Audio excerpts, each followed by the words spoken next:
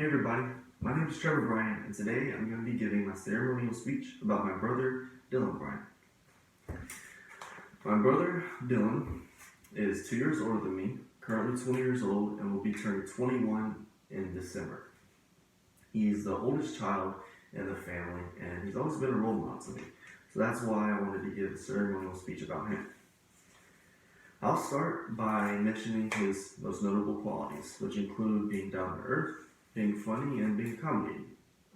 Something that I've always enjoyed about Dylan is that he's not only been a brother to me, but he's been one of my best friends.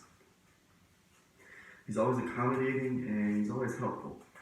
Despite the many arguments that siblings can have, the many disagreements that go on, he's always been able to put aside what doesn't matter and emphasize what does matter, which is our relationship. He's always helped me with school issues with football, issues with girls, anything social. He's always been a great role model and has always given advice that he thinks and that I think was helpful. Something else that I really like about my brother Dylan is that he's always raised the bar. He has always been successful in school and has always been successful in football, and he's always raised that bar really high for me. I think that's really good because it's motivated me to do the same. Seeing how well he's done in school, seeing how well he's done in his sport, football, and just in life in general has motivated me to do the same and maybe even do better.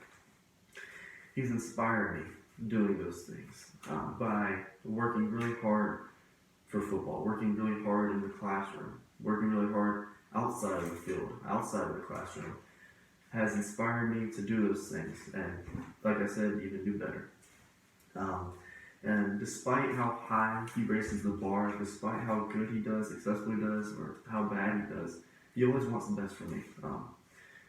Even if I don't reach that bar, even if I do reach the bar, or even if I succeed that bar, he's always happy for me. He's never jealous. He is never one to be boastful. He is always accommodating and helpful, and wants the best for me.